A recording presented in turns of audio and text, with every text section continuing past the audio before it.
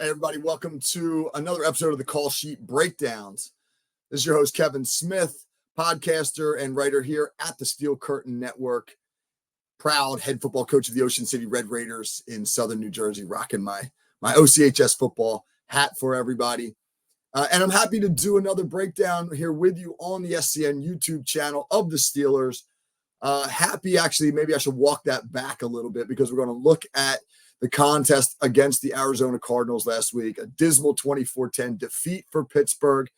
A game really where the Steelers played poorly all across the board, but where there were some moments in there that were key to the end result. And that's what we're going to look at today specifically, right? Where did it go wrong for the Steelers? What was the turning point in that contest?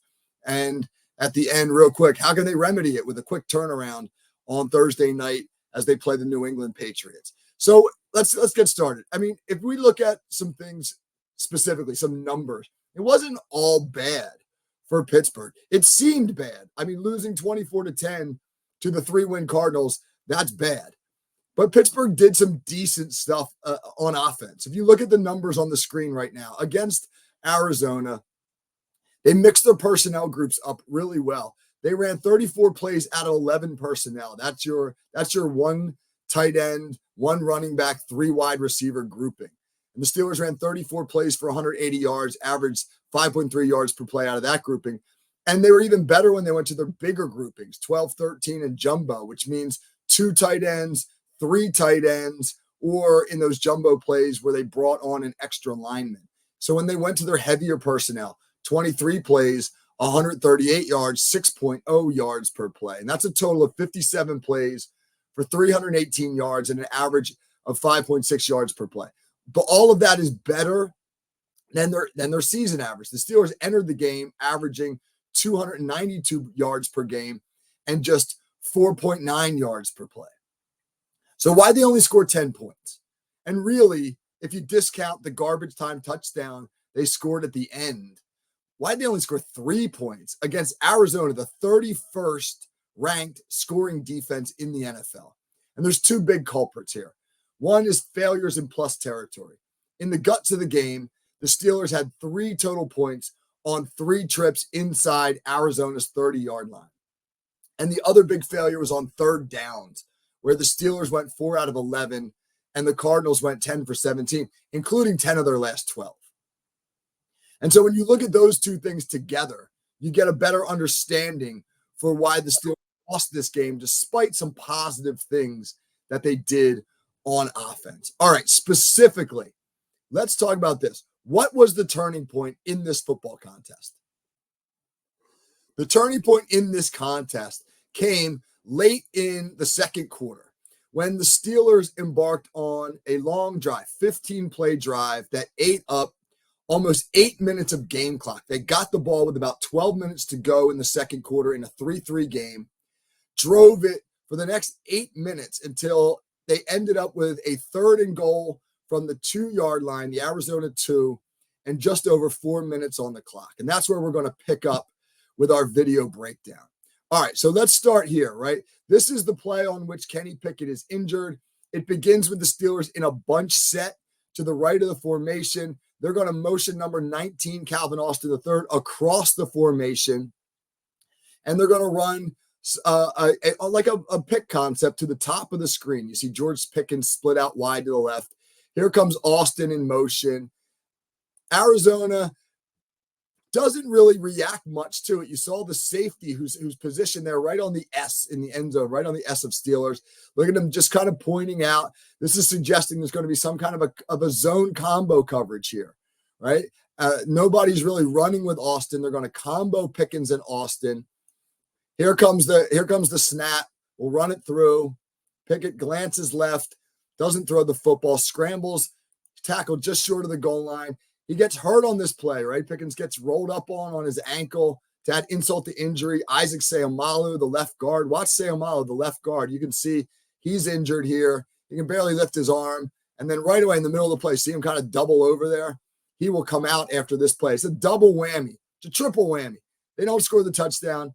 Pickett gets hurt. He's going to be out for a couple weeks and get some ankle surgery. And Seumalo gets hurt. The thing that's drawn some people's attention on this play, though, is the top of the screen. Watch the combo between Austin and Pickens. Right now, Calvin Austin III is open. Right now, if Kenny Pickett turns and delivers him the football, right, the ball should already be in the air. This is going to be a touchdown. Arizona's combo covering it. The corner is going to come off on Austin, and the safety is picking up Pickens on the inside cut. But if you look at Pickett in the pocket, his head is to the right. He's looking at the double stick combination that he's got going on with his two tight ends, Darnell Washington and Pat Freiermuth. And inevitably, that's not going to be there, and this is what's going to cause him to pull the ball down and go, right? So it's very easy to kind of bang on Kenny Pickett for this and say, hey, this is on Pickett. He should see this. Let's run it one more time from the jump. We'll watch it all the way through. Motion. Head to the left. Throw it now, right? If he throws it right then and there, man, touchdown. Right then and there, touchdown. Okay. So, yeah, it's easy to jump on Pickett for that. No doubt about that. His head didn't go to the read. Well, actually, I take that back. I don't know what his read is. I don't know what he's being taught in the progression there. But it certainly seems that with the motion and the pick concept, that your first look would be to the top of the screen. But let's go to this view of the play, because this shows it from a different angle. And it gets a little trickier to criticize Pickett when you look at what's going on here. All right, here comes Austin in motion. Watch the snap right there. That snap is high and wide to the right. The snap was an issue all game long. The exchange between Pickett and Mason Cole, we saw two of them get put on the ground, one which the Steelers had to eat for a sack that killed a drive on a third down play, and another that led to a gut punch turnover in Pittsburgh territory early in the third quarter. And so the snaps were a problem. And in this instance, that snap takes Pickett's eyes off of Austin's motion and all the way to the right. You can see that his head's got to turn right to catch that snap. And when he turns back, I'll rewind it so you can see real quick. When he turns back, I think he's disoriented. I think he's not able to process. We know that Pickett is not the quickest guy to process information from the pocket to begin with. And this snap causes him to have to take his eyes off of what's happening with the coverage between Pickens and Austin. And I think what happens is by the time he catches the snap and glances to his left, he's not sure what's going on coverage-wise, so he comes back to his right. Watch it again. Snap, tries to glance left, and then his head goes right back to the right. Nothing there, and now he tucks it and goes, and he almost gets in. All right, one more time. Right there. He's got to take his eyes off of the motion and the coverage. He wants to be able to catch that snap with his eyes looking right at the coverage to his left. So he knows, are they in man? Are they comboing it? Who's coming open? He can't do that. He takes a quick glance. He's unable to process it, and he pulls it down and goes. That's my suspicion on what happened there. Not absolving Pickett, but at the same time, boy, the snaps were a problem all game long, and they were a problem on one of the most crucial plays of the game. So now let's go to the fourth down play. All right, so now the Steelers have 4th and 1. And you'll notice some changes. Mitch Trubisky's now in at quarterback, number 10. And the left guard, all right, is now Nate Herbig, number 71.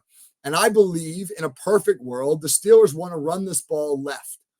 On 4th and 1 from the 1-yard line, they want to run a play behind their best, most physical run blockers, Isaac Seumalo and Dan Moore Jr. But Seumalo's come out of the game with his shoulder injury, and I don't know how sure they are of Herbig in this situation. So instead, they're basically going to run an inside zone, a duo. This is really a duo combination, a duo play to right up the gut to the A-gap to Najee Harris. And as you'll see, they don't get the push from Mason Cole, the center, or James Daniels and Broderick Jones on their combo block. And Harris essentially runs into a wall. Here we go. Let's run it, right? Watch what happens here. Harris, boom, right into a wall. And there's just no push.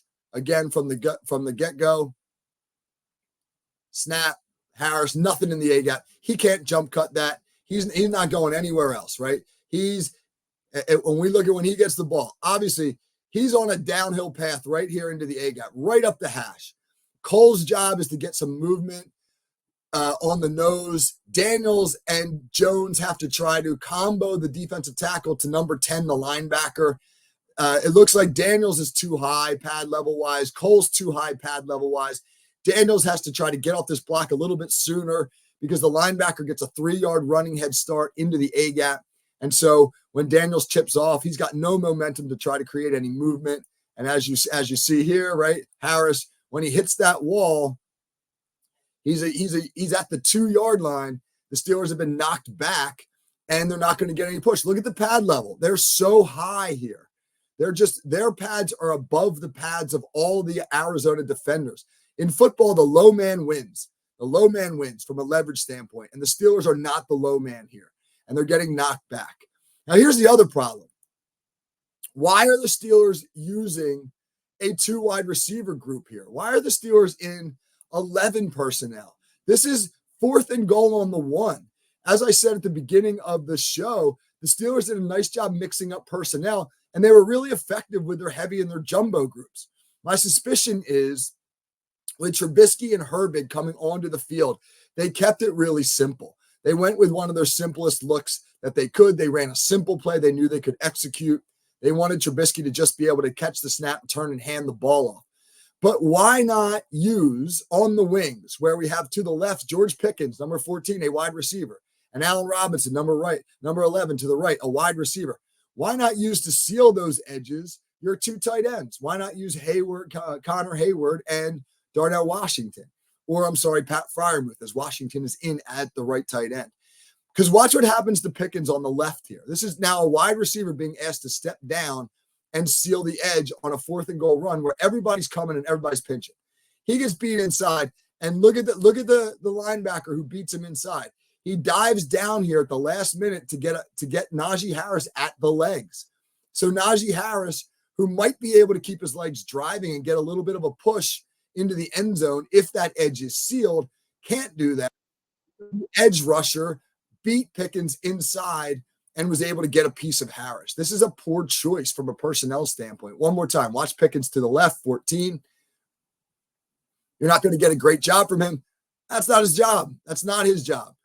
Don't ask George Pickens to do something that he's not trained to do. He gets beat inside, and as a result, Harris is unable to keep his legs driving and get that final push, and the Steelers are turned away. Okay, so the Steelers are turned away. Huge moment. They go 70-some yards in 15 plays, and they hold the ball for 8 minutes, and they come away with nothing. And they turn it over to Arizona on the 1. And Arizona is going to drive 99 yards and score with 15 seconds left in the half. In really what is to me the momentum shift that would define the rest of the football game. And so on that 99-yard drive, we mentioned 3rd down conversions being a problem for the Steelers. Arizona converts 4 third downs. Let's take a quick look at each one of those. The first one is a 3rd and 3 with the ball on the 8-yard line. They come out in a spread set, right? A 3-by-1 spread. The Steelers get into like one of these Brian Flores style mug looks where they've got 7 guys at the line of scrimmage. You don't really know who's coming and who's falling off. They're going to try to confuse Kyler Murray. But given the set that Arizona is in, this is a bad look for Pittsburgh. Look at all the space in the middle of the field. Now, granted, not all 7 guys are coming. Some of those guys are going to fall off the ball into coverage. But still, they're going to have to scramble to locate Arizona receivers. What's Arizona probably running here? They're probably running some kind of quick hitch concept where they're going to space the field. And you're asking the Steelers here to fall out of this mug look and immediately identify the receivers in that spacing route and then get to those receivers. And they're not going to be able to do it, right? Watch, there's the linebackers falling off the mug route, but nobody picks up the slot, and he now rumbles for a 20-yard gain, a nice run after catch there, right? Here it is again, little cross action. The Steelers are playing like a cover 2 with a rat, right? That rat, as you're going to see, is Michael Walker, the linebacker. So it's Trenton Thompson, the safety. Look at in the A gap, right? The 2 gaps to the left and right of the center, right there on the left hash at the 10-yard line. That's Michael Walker and Trenton Thompson walked up, right? A linebacker and a safety. At the snap, they're both going to bail and they're going to cross over. You see Walker, 38, bailing out to the left. He's now going to be responsible for the hook zone on the left side of the field. That's Alex Highsmith falling off of his rush on the right hash there. He'll be responsible for the hook zone to the right. The corners have the flats. The safeties have the deep third. And Trenton Thompson, who you see facing right to the field on the left hash there, he's the rat. He's looking to disrupt any crossing routes. But Thompson, as you'll see, he just kind of falls back and sits. Highsmith and Walker widen, and there's nobody there to pick up the hitch route. And boom, they hit the hitch, and now he rumbles for yards after the catch.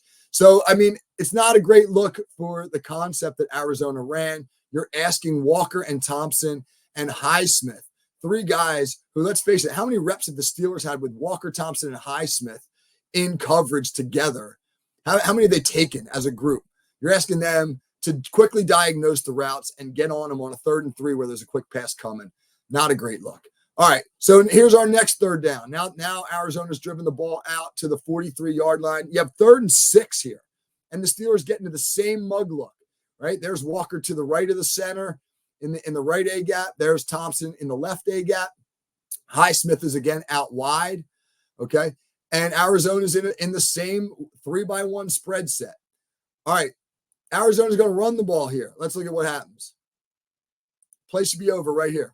Play should be over for a 3-yard gain, and Arizona should have to trot out the punting unit, all right? They run the ball. The Steelers run that same stunt, right, where rather than cross Walker and Thompson, though, they both fall off the line. Arizona's got to quickly diagnose it. Walker does a great job shedding the block. Look at him, 38 right there. Excellent job using his hands, shedding the block. He's in perfect position to make a simple tackle here. And again, this is going to be a 3-yard gain. It's going to be 4th and 3. Arizona's going to have to punt the football. But Walker doesn't make the tackle, okay? Bounces off the tackle. The running back then hits it up in a seam, and he's gone for now. A big gain for Arizona, and they move the sticks again. It's easy to blame Walker. He missed the tackle, right? And he did, right? He needs to make the tackle there, no doubt about it. But let's watch everybody else, right? Is this 11 hats to the ball? Every defensive coordinator in America preaches 11 hats to the ball. Let's get 11 hats to the ball. What's that mean? 11 guys on defense are all flying to the ball at once. Let's watch. Watch DeMonte Kazee, number 23, the safety to the right side of the screen there, right? Is he giving us his best effort? Is he flying to the football? Is he flying to get there? No, he's jogging, man, right? He's jogging over there. Watch Levi Wallace, number 29, when he comes into the screen from the top right at safety. Right, he's the corner, but he's acting as a safety here. Is he flying to the ball? No, he's jogging in there, right? I mean, watch on the interior. Watch Larry Ogunjobi, number 99, swims around the block, right? What's he do? Stands around and watches the play. I mean, this is bad, man. It's bad football for the Steelers. It's a bad look. It's everybody assuming Michael Walker is making the tackle. And rather than continue to fly to the ball, they stand around and watch. That's poor execution. And if I'm Terrell Austin, I'm ripping guys in the film room for that because that's not winning football. You know, you can't have 11 guys on the field watching one guy try to make a play and everybody else standing around. All right, so they get a new fresh set of downs. Okay, fine. Well, the Steelers have got them back in 3rd and 6 again on the very next series or on the very next set of downs, I should say. Here comes Arizona motioning across. All right, they're going to get to a bunch look. The Steelers bump out. Watch Minkah Fitzpatrick, who's rolled up to the bunch there at the 42-yard line, 43-yard line. Watch him motioning, bracket, bunch, right? What he's essentially communicating there is how the Steelers are going to handle the bunch. Now, I can't swear I know exactly what they're doing here, but it looks like what they're doing is that they're switching here. Fitzpatrick's going to play the first receiver vertical, and Michael Walker, the linebacker there, right on the hash at the 40. He's going to play the first inside receiver. And then you've got Patrick Peterson sitting in the flat. All right, let's watch the release. Here come the routes. All right. Fitzpatrick takes the out cut. Walker now has to take the in cut. But you look at Fitzpatrick here, man, he's getting his hands on his receiver. He's collisioning his receiver. But Walker, he's already lost this rep. Walker has missed his jam on tight end Trey McBride, who really sort of tortured the Steelers. 8 catches, 89 yards, and a touchdown. You got to get your hands on the tight end, man. The tight end gets a clean release across the field, and now there's significant problems as Walker's in a chase position, and he's not able to catch up. Let's watch it again from the jump. I'll play it all the way through. Here's the motion, bracket. They got to communicate the switch. Fitzpatrick gets the jam. Walker misses. Kyler Murray down the field finds McBride. One more time. We'll watch Walker here. Watch Walker as he bumps over. It looks like he receives the communication late, or he's not quite sure about the switch, because look at him right there. He's already in a trail position. He could get his hands on McBride if he's quick to react, but it feels like he's a little bit late on the communication, and now he has to get into the trail position. He doesn't get the jam. Now you're past 5 yards, and he can't grab him. The other guy to watch here, look up at the top of the screen at the safety, Damontae Kazee on the 25-yard line. Kazee's a little bit slow and late to react as well, and weirdly, I don't know what happens here. Watch as he closes on the throw. Okay, here comes the throw. What's that hesitation? Where's he going? Does he not pick up the ball? I don't know what happens here, but it doesn't feel like Kazee does a good job diagnosing Murray. Watch Murray, the quarterback. Watch his eyes. He's locked on McBride the whole way, right? Murray is locked on McBride the entire way. Murray doesn't do anything to look anybody off. He's not looking right, coming back left. Watch him as he catches the snap. He's looking at McBride the whole way, and that's where he throws the ball. Why is Kazee so late to react? What happens right here as he starts to drive on the throw that causes him to pull up? Does he think it's going to be an overthrow maybe? Is he looking for an interception here? That's my suspicion, is he's playing the ball, not the man, right? As he sees it one more time, that ball is thrown a little bit to the inside of McBride. He's got to go back to his right to make the catch, and that coincides with Kazee breaking to his left, or his right, I'm sorry, right? So it looks like Kazee's playing the ball there, not the man, and that keeps him from closing on McBride. But either way, man, slow communication by the Steelers, failure to get a jam, not a great job by Kazee of driving on the throw. So here we are now, and Arizona's converted 3 third downs. And here comes the 4th one, and this is the most painful one. We'll just play it. Touchdown to McBride. This is just bad conceptually from the Steelers, all right? We'll run it back. McBride, the tight end, is in the left slot. You can see the Steelers bracketed in man coverage across the goal line. You got 4 wide receivers spread across the formation. You got 4 Steelers all sitting just inside the goal line in man coverage, right? None of them are going to bail at the snap. They're all bouncing and collision. And that makes sense, because the rule at the goal line is, hey, make them throw the ball over our heads, right? You got Minkah Fitzpatrick sitting back there as the single high safety, reading Kyler Murray, trying to get to wherever Murray's throwing the football. But the problem is here, you got Damontae Kazee, right? Matched up against McBride.